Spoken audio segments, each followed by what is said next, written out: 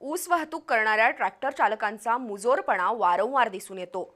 आज पहाटे आसुर्ले पोर्ले साखर कारखान्याकडे निघालेल्या एका ऊस ट्रॅक्टर ट्रॉलीचा बुधवार पेठेतील तोरसकर चौकात अपघात झाला। चालकाच्या बेपर्वाईमुळे तोरसकर चौकातील वळणावर ट्रॉली उलटली आणि मुख्य जलवाहिनी फुटली। त्यामुळे लाखो लिटर पाणी वाया गेलं। हे पाणी आजूबाजूच्या इमारतीच्या तळघरात शिरल्यानं लोकांचं नुकसान झालं, तर दुसरीकडे आज ई वॉर्डाचा पाणी पुरवठा ठप्प झाला।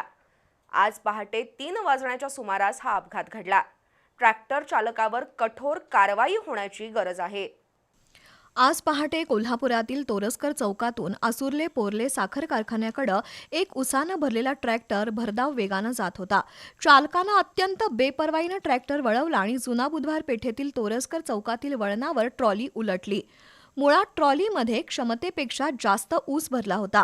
त्यामुळे आज पहाटे 3च्या सुमारास वळणावर ट्रॉली उलटली आणि थेट पुईखडी ते कसबाबावडा फिल्टर हाऊसकडे जाणाऱ्या पाण्याच्या मुख्य पाईपलाईनवर कोसळली।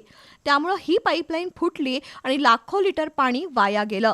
हेच पाणी तोरसकर चौकातील काही इमारतींच्या बेसमेंटमध्ये आणि नागरिकांच्या घरात घुसलं।